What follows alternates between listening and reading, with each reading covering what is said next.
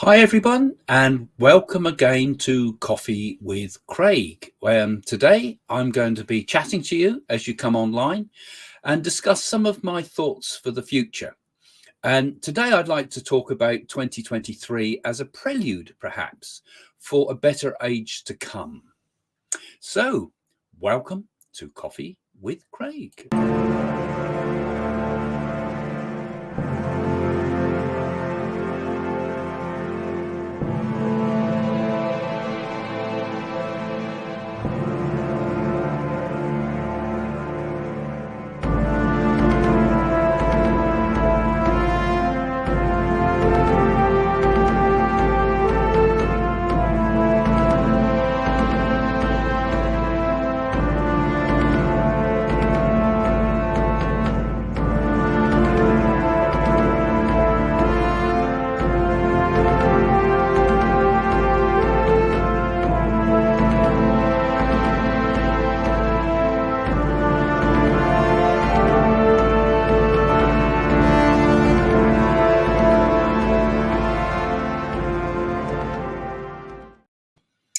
Well, hi again. And as you know, with these programs, I tend to go live randomly. So hopefully you've joined me live. Some of those that are joining me live, you can start to ask me questions and put your questions in the comments to the side, and I'll be able to pick them up in a minute. But first of all, I want to talk about some of the predictions for 2023. Now, I've been putting out a number of predictions so far for this year. For 2020 in 2022 when we're talking now. But one of the things that I wanted to talk about today is you may have seen on the news that there was there's been some new discoveries in science, in particular in the idea of nuclear fusion. Now, back in 2022, I said that this year was going to 2022 was going to be the year when we would crack nuclear fusion, that we find a new form of energy. I actually was saying it wasn't necessarily fusion in some respects. I was seeing something, a completely new way of doing things with it. Now, the news in the last few days has told us that in America, the Department of Energy has announced what it calls this major scientific breakthrough in fusion power. And this is for the first time a fusion experiment has actually kicked off ignition, as they call it, which means that the amount of money, the amount of energy we put in is what comes out when fusion happens is more. Now, just briefly, the idea is fission is when things expand and explode. That's what happens when we get a nuclear explosion. When we shoot a beam of electrons at a heavy element such as uranium, for example, we break it and it all splits up and it splits up and it splits up and it splits up, and we get fission, which creates the power of nuclear bombs. And we also harness this, of course, in our nuclear power stations. But fusion is a different idea. This is what happens in the center of the sun. This time we push atoms together. So we can push atoms together and that creates energy that can be released. Now, the whole concept is that when we do this, energy is released, but the energy it takes to push them together, as it were, we get out more energy than we put in. Now, it's minuscule. Actually, it's not minuscule. It's a huge amount, but it's only for a fraction of a second. I'm not sure exact how long it lasts, but a very short period of time. But the fact that this has happened is really significant. Now, I said about this, I've been saying about that this would be the turning point, I feel, for our world. It's going to be something that is extremely important. Now, at the moment, they're a long way to be able to turn this into some viable form of energy production. It's going to take 20 years or more to sort it out, say the scientists. I think they're going to do it much, much quicker than that. Actually, my feelings are that they're going to sort it out quite quickly, reasonably quickly. Maybe not quick enough to solve some of the environmental problems that we're already facing through having to turn back to coal, which I've also predicted is going to be happening in 2023. There's going to be much more coal production.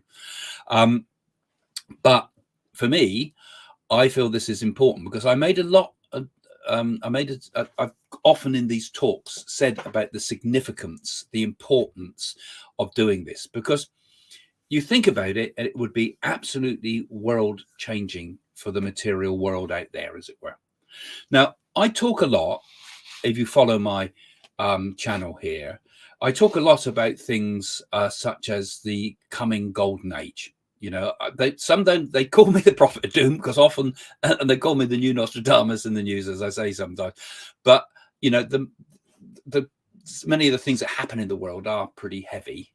And there will be some more ahead. And I'm going to be making, for example, some UK predictions soon and some more predictions as well about other areas of the world. Depends how much time I can squeeze in between now and the new year, because I want to get these done in 2022. But there's this concept of the new golden age. It's been floating around for a long time, of course, not just in early history, as it were, but also the hippie era was all very much the idea of the age of Aquarius and things like that. And we're still talking about that now in the new age, as it were. But there's this idea in Vedic teachings of being that the earth goes through 360 degrees through the zodiac sign, which takes 12,920 years to happen. And that period, some divide up into eras of the Kali Yuga, Dwapara Yuga, the Treta Yuga, and the Satya Yuga. All of these are different ages that have different qualities of energy to them. And, you know, we have been in the Kali Yuga, which some authorities say is 12,000 odd years or so. Others say it's hundreds of thousands of years. Some all sorts of different ways of calculating the turning of the ages. But the new age that we enter into is often interpreted as an age of electricity. It's a better age for mankind. It's a better age that we would be able to harness things such as unlimited power. So this turning point, I see, this moment that scientists have actually recently had scientifically, I think spiritually is also an important turning point. The point that ignition is achieved, in my opinion, is the point where we turn from Kali Yuga into the new ages, the better ages, you know. And this process is a gradual process, and as one age is shaken off, we get the kind of the last horrors of that age, because we're coming out of what's called Kali Yuga, and this is the dark age, the age of darkness. Some think that the Kali Yuga may continue even further, but there is nonetheless within Kali Yuga a temporary period of golden age of about 2,000 years. So there's different people that have explained these things. One good explanation is often made by Sadhguru, who some of you follow, but also particularly before that was Sri Yukteswara. I'll never get his name right. He was Yogananda's teacher, who said that we couldn't really, because of the darkness of the age of Kali Yuga, all the astrology has got lost, and we can't work out the exact time when we get the turning of the age. He said it would happen in 1949, which could make sense, because at the turning of an age, we get many disruptions. We get lots of earth movements. We get problems with earthquakes and volcanoes. We also get problems with world problems, such as wars. And we've had the First World War, the Second World War, and we're still horrible wars around us, you know, Vietnam War, Ukraine War, goodness knows what, because with the turning of the age, there's like a shaking off of the last of the problems of the previous age. Others say that Kali Yuga, you know, that Kali Yuga ends in about 70 years' time, some say, because of the length, because Krishna was born at the beginning of the age of Kali Yuga. And from that point, we have to take into account his life, how long he lived before we can say the changes. But I think that finding this idea of the fusion is actually the turning point, because this is going to be the age of particularly energy. It's the age where we can harness massive amounts of energy. Now, if we have this idea of fusion and it does work and they're able to crack it within the next 30 years, it will make a massive, massive difference to the Earth. I don't think many people have thought about, well, obviously people have thought about it, but the general people have not thought about the particular implications of this. Because it's like having a money machine, say, for example. It's like having a slot machine. For every pound you put in, you get £1 10p out. So you can put the other 10p back in and still keep getting money. The money you were earning, you can put back in, and it cycles and cycles and cycles and gives you an endless amount of money. There's a horn of plenty, right? Energetically, this is the same idea, that we can put so much energy in, but we get more energy out. And that energy we got out, we can also put back in to get even more out. So actually what we end up with is a kind of energetic perpetual motion. Now, I'm also very interested in what Edgar Cayce said about this, because he made a number of prophecies. And one of those, Edgar Cayce, those that don't know, was an American seer who got a great deal right and is revered by many people in America and many psychic people, and many of his prophecies came true. But without going into the detail of that, Cayce, one of the things he predicted was that there would be a perpetual motion machine. Now, at the time when he was making these predictions, they were thinking in terms of, you know, is this something like the sort of machines that they knew about already? And he was obviously having to talk about it in terms of, was it gas machines, or is it other things like this? But he could see a perpetual motion machine. Well, actually, when you think about it, this is a kind of perpetual motion machine, because energy is being created, and it goes on forever and ever and ever.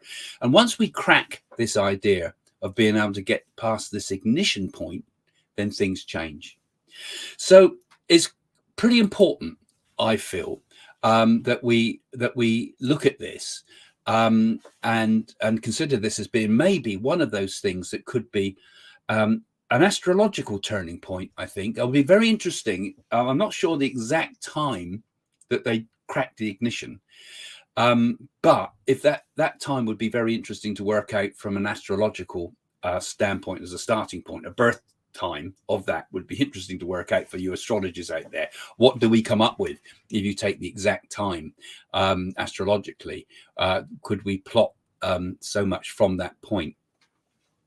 So these are my first thoughts today, because I think, okay, supposing we had unlimited energy, as long as that energy was available to everybody, and as long as that energy was shared between countries, and as long as that energy was being able to be used for the purpose of everybody, not just for the few to control the many, then this could be a major turning point for the change of the ages.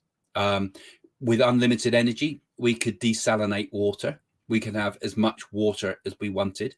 We could therefore green the deserts. We could green all of Australia. We could green all of Saudi Arabia and Libya and the Sahara deserts, the Gobi deserts, the American deserts. You know, we could green everything we could control climate with it.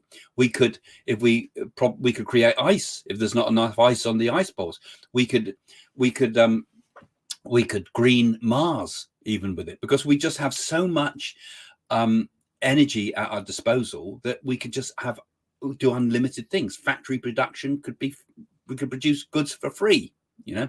Now, whether the powers that be would allow that to happen, look what happened to the internet. That was supposed to be for everybody. It was not copyrighted, therefore it could be used by all. And of course, now we have a few big companies controlling and ruling it. But on an optimistic side, I think this is a starting point for the beginning of a better age for all of us. Now, in my predictions, I see lots of things happening in 2023, which I've discussed in my other videos. I see lots of problems ahead. I think we're going to have 3 more difficult years ahead, really, before we see a really major turning point for better times ahead. So all those problems like Ukraine and wars in the Middle East that I'm predicting as well, and revolution in China, those things that I've been talking about in my other videos, they're still there. But I like to think this is perhaps a light at the end of the tunnel, because when I was making that prediction that this would be the year when we see the cracking of these things, and I'm glad, so pleased on all predictions that this is the one that I got right. All the other things, you know, secondary, I think, compared to this, because I think this is the most important thing that could be happening. I think it's one of the most important scientific announcements ever. And although they're playing it down, they're making it seem very small in many respects, my thoughts are that this could be the step forward to a far better age. And like I've said, though, but, you know, the golden age, as it were, is a time of awakening. It's not as about just having a happy material world around us, because the material world, even in the best of ages, there'll still be suffering. But I do feel that this could also be the prelude, perhaps, to a greater awakening of all mankind. And maybe we could talk about some of those things. So let's have some of your questions now, guys. I see your questions coming in with your hellos there. Now I'm going to pick up on a few questions now, but I see most of you just been saying hellos so far. So I'll just click a few of those up. Let's get who came in first. There you go. Let's say hello to you. Hello, Danny. Nice avatar you got there. So just say a few hellos. The guys saying hellos here. No, I obviously don't catch you all. Talking about the Royals, I have done some predictions on the Royals. I've already got a video out there for that one. Cryptocurrencies, I would like to keep the theme now is to positive things. Any thoughts that you might have about the ways forward? Predictions for India. I'm going to do some more on India fully. India, of course, I think is good. When we talk about a golden age, I really do believe that it's from India that the sprouts of this are going to come. That in India there is the remnants of an ancient spiritual knowledge that predates what we call Hinduism today, and also can be found in all the other religious kind of movements and mystical movements throughout the world, whether that be Taoism, for example, or whether it be Kabbalah, or whether it be the ancient Egyptians. I mean, it's all there. The ancient knowledge is what we hope to reawaken. And with the coming of the New Age, of course, going back to Casey, he talked about finding a new chamber under the Great Pyramid, which would reveal the ancient teachings of the lost civilizations. And if you look at the Indian, for example, temples, hidden under some of the Indian temples are secret chambers, many of which have not been opened up. There's even one, I've forgotten the name of the actual temple, perhaps someone would like to put it in the comments, where there's doors that are locked, which are said to be behind those doors is a huge amount of gold. And some of the temples, particularly the Lakshmi temples, had huge amounts of gold hidden underneath them, some of which was taken in the past. But this was often there, but the gold is often a distraction. The great knowledge the great things like the NAADI oracles that I talk about so much and now put on my website, they are the great knowledge which were once kept in the temples.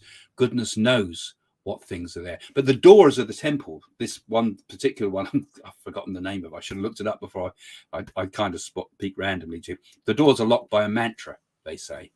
So fascinating that those doors can only be opened by someone that has the higher knowledge that can only come in the next age. Once they open, all sorts of things could happen. Just see another one on the future superpower India and this entire world going to be Hindu soon. No, not going to be all Hindu. No.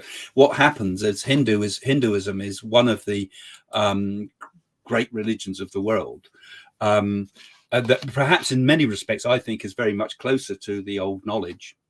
But I think what happens is with the coming of the new age, as it were, with the coming of the golden age, I think people become the best at their own religion. So, for example, being a good Christian, being a good Jew, being a good Muslim and so forth, you know, at heart, all of these are correct. All of these have truth at their heart, all of the religions of the world. It's just that we tend to think ours is the only one or whatever, or that we think there's only one way, or it's only if it's written in this book or that holy book, can it be right? I'm a great believer in the idea that if we want to make a better world spiritually, we've got to have direct personal experience. It's no good you listening to some other guy that's had a spiritual experience and then trying to mimic it, or even listening to me and trying to mimic things that I suggest. You've got to do it for yourself. We have to go beyond knowledge. We have to go to realization. And in this age of where we are at the moment, between the transition between the two worlds, we're still in the age of kind of knowledge, you know, facts, figures, rational thinking. But we have to go to the next step, which is where we have realization, not just realized people walking through the world. In India, they talk about the Kali avatar that will come and awaken people. But that type of awakening is the awakening of each of us as individuals. We've got to do personal, direct experience. And when many people have personal, direct experience, then the religions of the world might be able to break the shackles of doctrine and break the shackles of limitation of their thinking and thinking that their religions are now finished. You know, we've come to the end of the Bible. We can't put any more words in the Bible. We draw a line under it like they did at the Council of Nicaea. Nothing can be added. Nothing can be taken away. Right? Wrong. There's still prophets. There's still wise people in this world today. There are still people that are awakening. And I think what we will see from a spiritual perspective for all the religions of the world is less of this horrible sort of there's only one way and this is it, and it's not written in my book, it's no good to anybody. We'll see the fluidity of spirituality opening again. We see a liberalization perhaps of Islam. We'll see a liberalization of Christianity. We see a liberalization of Hinduism. It can be equally as difficult on people if you get fundamentalists on any religious way. And this is what I see is one of the most important things. But materially, the whole idea that I said about this unlimited energy, if we get to that, we can solve the material problems of the world.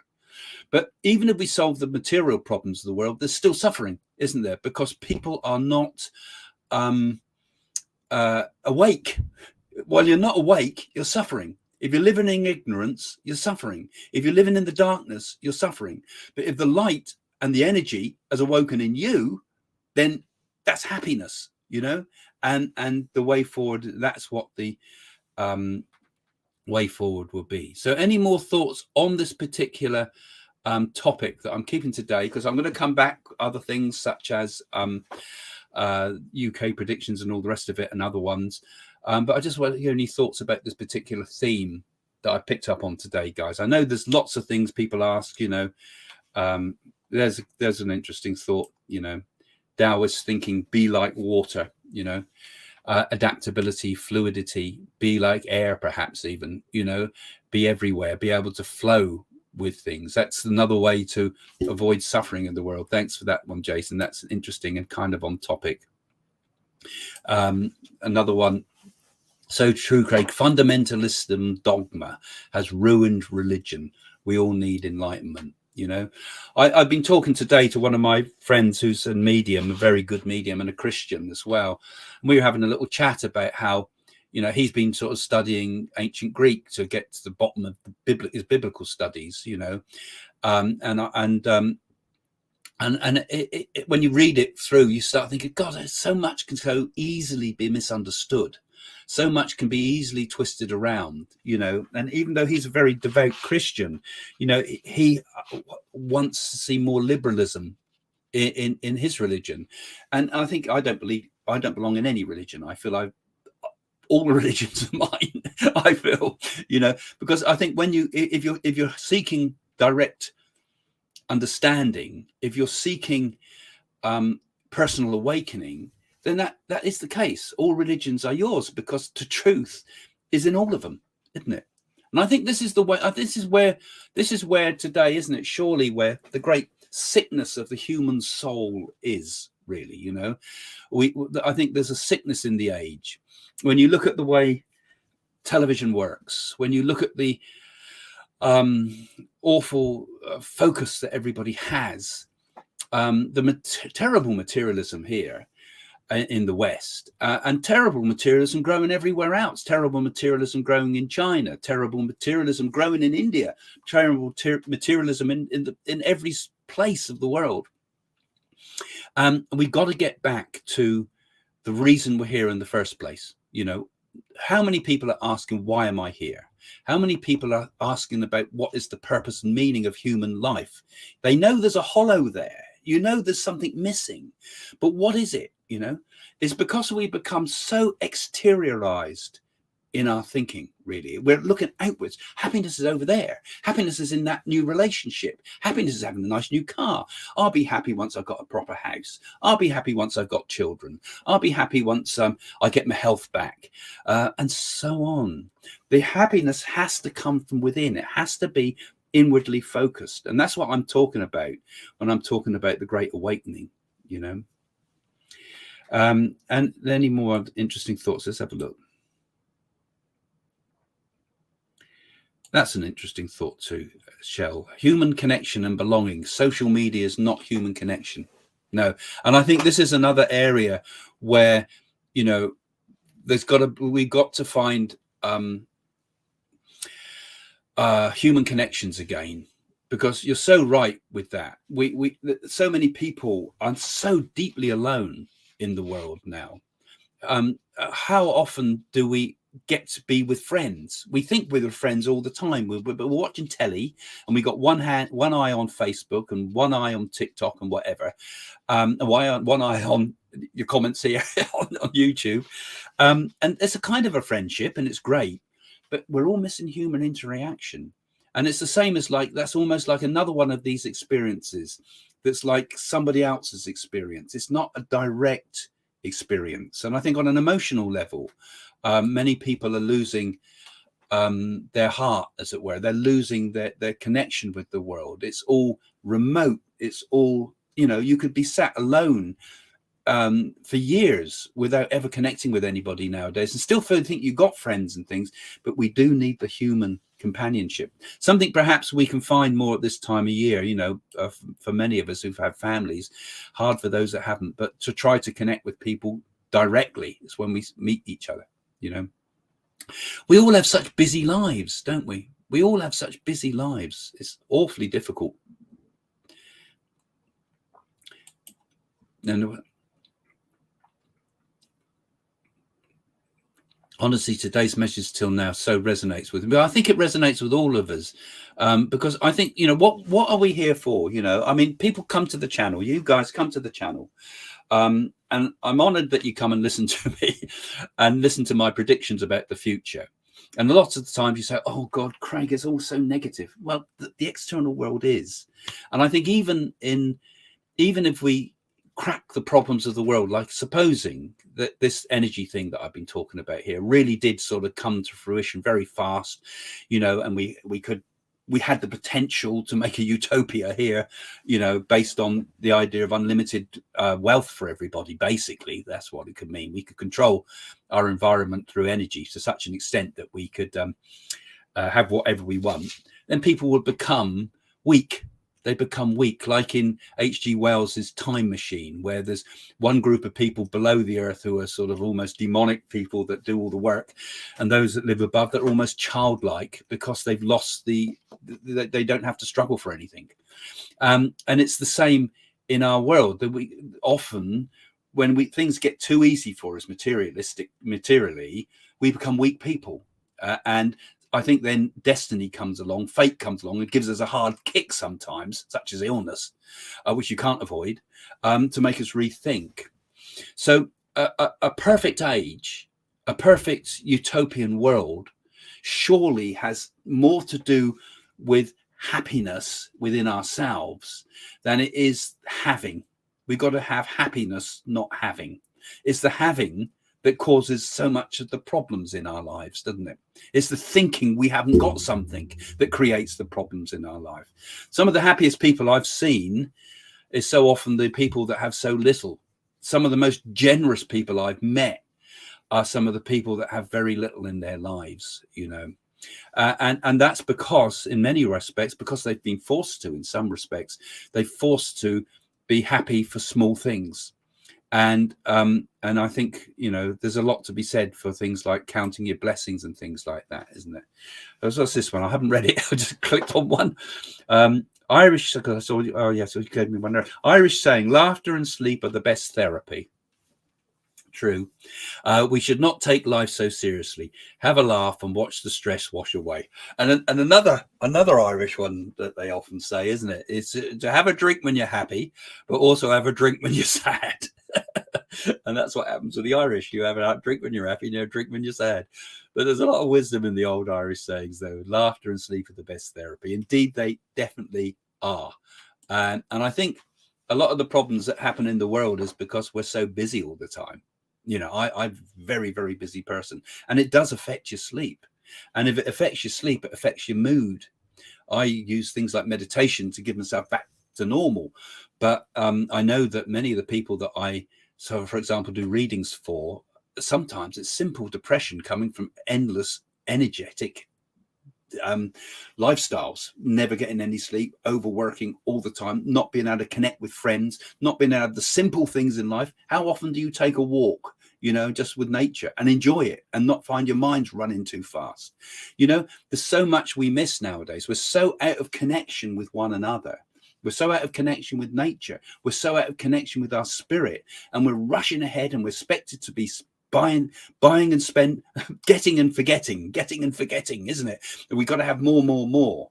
And this is not the way. This is not the way to happiness, is it? This is not the way to a good life. And this is something I think with the Christmas period coming up, we can have a chance again to reconnect with our friends and family, and all the old people, for example, like I'm heading towards, you know.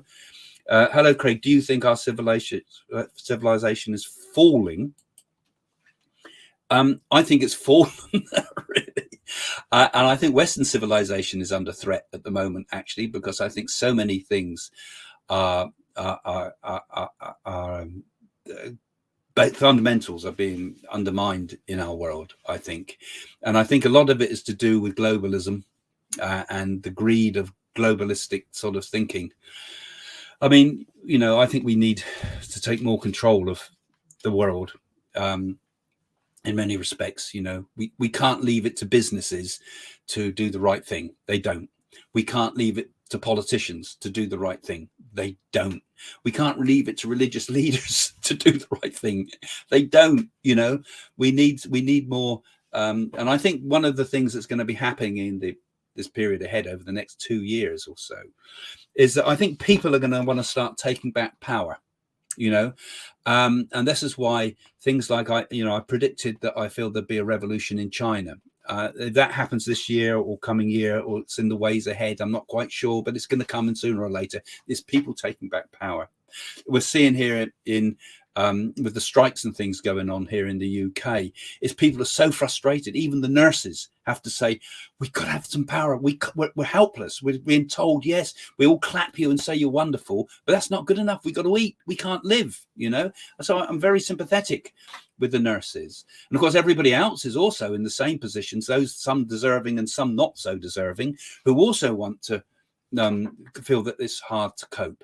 And it's people wanting power back again. You know, we've kind of left it to everybody else, you know, and to make the decisions for us. And I think we're going to see much more social unrest from people around Europe too. I've said about this, you know, people thrust upon us new cultural ways of living that we might not all agree with, you know, and it's like voices are being silenced too much. And I think this coming period, many voices and the voice of the majority is going to be speaking out very loud. What we got? That looks an interesting one. Oh, it's these pussycats are very good at giving message questions. Actually, you ought to see Boo too. He makes his occasional predictions for us here. My cat. Critical race theory is creating so much division, targeting white people over things that happened during the past, instead of focusing on the current issues. Politics are using divisions for power. Yeah, difficult one, that, isn't it? Because the problem is, I think racism is being used as a card to silence people sometimes. You know, you can't talk about a lot of issues because the race card is thrown at us every time. I mean, Meghan Markle, a classic example of somebody who is abusing the idea of racism, you know, and there is a lot of real problems with racism in our societies, but also we need to be focusing much more, like you say there, I agree, on the positive. We have to focus on not what's different amongst us as peoples in any respect, whether it's be nations or races or cultures. We've got to always focus upon what we have in common, surely. You know, what do we have in common? What is our common goals as humanity? You know, one thing we all have in common is suffering. and that's something we should all be trying to sort of avoid and get rid of. One thing we all have in common is the human spirit, which is surely is the same for all beings. You know, whatever we might be different physically, or even the way we might be different orientated emotionally, perhaps, or the way we might be different male or female, or the way we might be different, the way we think and genetically and whatever, you know, we're all the same spirit, aren't we? We all have the same human spirit. Again, this is why it's so important. And I think the way ahead for the future of our understanding, if we're ever going to have a truly new age, a truly golden age, is to see our oneness as humanity, see our commonality. You know, we all have the same worries, we all suffer the same things, and all throughout history the same problems have occurred. You want to become a psychic or a medium, you soon see the questions people ask, and it's very much the same things over and over again, the same worries now. And if you look back to the times of the ancients, I'm sure the same worries were exactly plaguing people in those ages just as they are now. And the way out of it, I think, is we got to rediscover our spirituality, because inwardly, if we're focused properly within, and we're not so worried about the external world all the time and the troubles that happen there, if we're truly at ease with ourselves, I think we develop what I call a fearlessness. You know, we don't worry about what's going to happen. You know, I'm now 68. I don't worry about the fact that how many years I've got left on this earth. You know, it might be 2 or 3. It might be a long time. Who knows? I don't worry, because a lot of the problems of the world are people's fear of death. You know, that's why we live in the present moment. We live now, here, enjoy. We can't, I've said it before, we can't be happy in the past. The past's gone. You know, and often we get photographs of people that pop up of the past we see come up on Facebook, and they might have died, or they might be children that are now growing up, and whatever. We look back and oh, you know, and that's sad, and that becomes sad memory. You know, so we look back too much, we can become very depressed individuals. If we look forward too much, like I do with my predictions, you know, you can sometimes think to yourself, well, this anxiety can be created from this, because the future's not happened, the future's not set. But the future's unknown. So we can't find our happiness thinking about the future because we don't know what's coming up. And good or bad, you know, it could be anything. So we can't set our happiness in the future. We can only set our happiness here and now, in this moment, because here and now, it's, you know, am I suffering at this present moment? I suppose so. In one level, everything is suffering, but also in this moment is the absolute bliss of existence. And the thing with the now is that, you know, that now just passed, not that now, but not this now coming up, but this now, right? This now is a sacred moment. This now is the crack between the worlds. You know, this now is the moment between the past and the present, the future and the past. You know, this now moment, which was the same for people millions of years ago, that was in the now. Millions of years hence, it will still be the now, but it's all the same. There's something very sacred, something very special, and something timeless about the now. That in the now is the eternal. Anyway, and as you say, it's always now. It is indeed. And I think I'm going to finish there, actually, guys, because I think I just want to have a chat with you, because basically I was inspired by the idea of the possibilities of the energy that could be discovered from science. And I'm always pleased to see something very positive happening. And I felt that was in terms of some of the predictions I made last year, that was one of the most important ones for me. So if you've not, you know, if you're new to the channel and you come here for the first time, do please subscribe. We've got lots of people subscribing lately. And don't forget to give this a thumbs up if you've enjoyed it, and put your comments, you know, or what do you think about what for you would be the perfect utopia? What for you would be a true golden age? You know, what is the quality that you'd like to see in human beings that we're missing now? Where have we gone wrong? What have we done wrong? Is it just, have we forgotten about the fact that life perhaps is not all about having things? Have we perhaps forgotten the fact that, you know, have we forgotten death? Maybe death is the thing we need, because in the earlier years, people lived very close to death, didn't they? They see people die, they see their babies die and their children die. And it makes you think about the frailty of human life. You know, when we see those children falling in the ice here in the UK, or we see those recent awful fires that have been happening in various buildings around the world and things like that. In France, there was one today. You know, it makes you think about the frailty of human life, you know, and how we should perhaps be putting more focus here and now. There's a good one, you see, more willingness to help one another.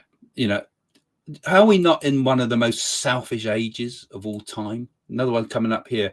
Greed is the main evil of people. Yeah. I would even throw in there jealousy. I mean, I think one of the worst things I've seen in people is jealousy, a secret jealousy sometimes that nobody ever mentions or shares. And you see it come out in those people later on sometimes, you know. And there's some other interesting thoughts coming up. I clicked and I missed. Death comes to us all. Only one thing for certain is we're born to die.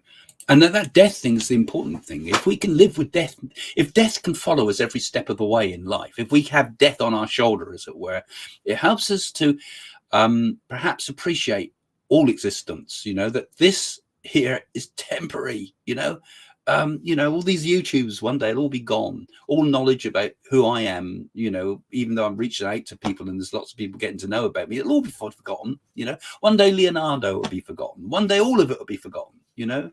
And the great turning of existence, I think one of the things our problems is clinging to things, looking for the permanence of things. You know, perhaps we should embrace uncertainty. You know, the uncertainty of things is sometimes the greatest gift of all, because what comes to us can come to us. It can come to us unexpectedly. You know, it's the uncertainty of the universe actually that is the joy of it. It's the uncertainty of the universe that actually is free will. You know, the fact that it's not all laid out, that the future is not predicted forever and ever and ever, you know, and it's not just something unfolding that's already happened, that we can actually have an input into it, that we can actually change our futures by our positive thoughts, for example. That we can put our faith in the universe and create happy future for us. That 2003, for example, could be the happiest year of our lives, because we made it so, because we've allowed the universe to open to us, because the universe wants us to be happy people. And I ought to plug my book there, hadn't I? Yes, indeed, Craig. In fact, 2 of my books, actually, because these are my 2 favorites. Go and buy one of my books and help support the channel. Buy them as gifts for people. These are my 2 favorites at the moment. Messages from the Universe, which I'm shaking the wrong one. That one, whatever. Messages from the Universe and Be Happy. Message from the Universe, all about destiny, fate, and all the things that I've been talking about today, and the yogas and things, and Be Happy, which is all about my journeys to India as well, and to meet Sharavana and talk about lots of things. And thank you for those of you that have been putting your comments in. So I'm going to have to go and find the way out of this now. I'm going to do my credits in a second, if I can find it. Here we go. All right, thanks for joining us. And if you have enjoyed it, go and have a look at my website, have a look at my books there, and have a look at, we offer the NAADI readings on there now. I'm not offline at the moment for doing private readings for people. Sorry about that. I'll be back in the new year, hopefully, with some. But the NAADI readings are still going on there. You might want to go and book one of them on the website. And don't forget as well, guys, become a patron. Support the channel by becoming a patron, because Jane and I, as you know, have our own show once a week. It won't be on much over the Christmas period. It'll be very intermittent. It won't be one tonight, unfortunately. There's just so much going on here. We've got to find our time as well. But do come and support Patreon, and I'll be dropping some new bits and pieces into the Patreon area of the site as well. But just supporting us is fabulous. And thank you to all of you that have supported us through the year. Thank you so much, guys. Okay. See you soon. I'm going to stop blabbering. Bye for now. They're the real deal, and they're really sweet. Like, you can tell they come from a place of love, which is very endearing. I know. You know a charlatan, and especially in Los Angeles, when you're meeting shady people. These guys are the real deal, no doubt. Yeah. Everything about the reading was just spot on, down to the colour. She gave the colour blue, which was very prominent because we wore blue to the funeral, and it was his favourite colour. So I've seen a lot of mediums before. I was very impressed with them. Very, very good connection. I couldn't believe the connection I got tonight. We're definitely talking to our loved ones. Mm-hmm. He said about the photograph, well, I had all them, and he said to me, "You've got that in your bag." And I did. I had everything in my bag, they said.